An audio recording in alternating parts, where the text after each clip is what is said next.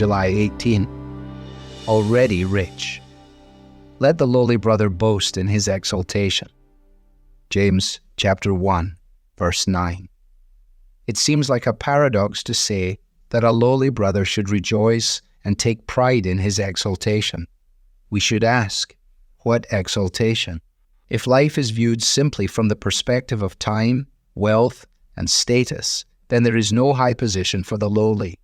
But when we view life with godly wisdom, remembering the glorious riches that Jesus provides, we see that the believer who lives precariously on the lowest rung of the socio-economic ladder, in fact, has a significant and secure position simply because they are in God's care.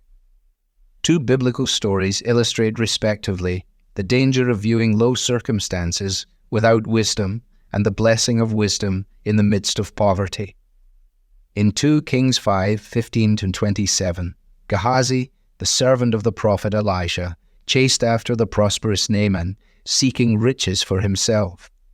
But Elisha confronted Gehazi, essentially challenging him not to despise his position as a servant, but to believe that God would look after him. Because of his lack of trust in God, Gehazi and his descendants became lepers. His story reminds us of the peril of greed, envy, and ingratitude. Ruth, meanwhile, was abjectly poor. After migrating to Bethlehem following the death of her husband, she and her mother-in-law Naomi had nothing to eat other than the bits and pieces of grain that Ruth could scrape up from already harvested fields.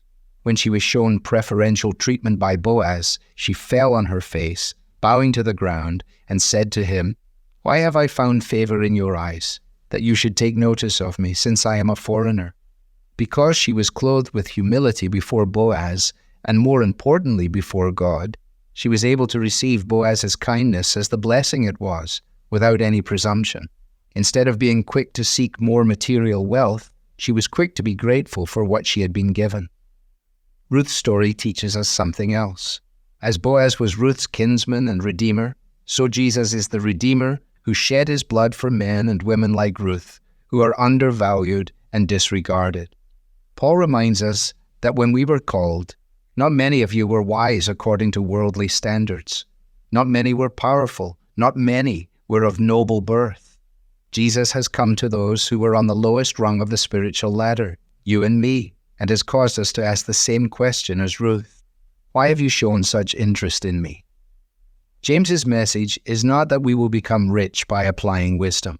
Rather, he wants us to see that if we think about life from a proper perspective, we will realize that we are already rich beyond imagining.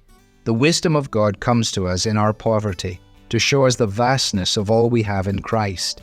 And it comes to us in our plenty, to remind us that the only wealth that matters is what we have in Christ. When you grasp this, you can look at any less than desirable circumstances and continue in the journey of faith, with your eyes fixed on all that awaits you in heaven, where your true treasure lies. Devotional material is taken from the Truth for Life Daily Devotionals, copyright Alistair Begg, published by the Good Book Company. This reading was digitally created for Truth for Life and is used with permission. For more clear, relevant Bible teaching, visit truthforlife.org.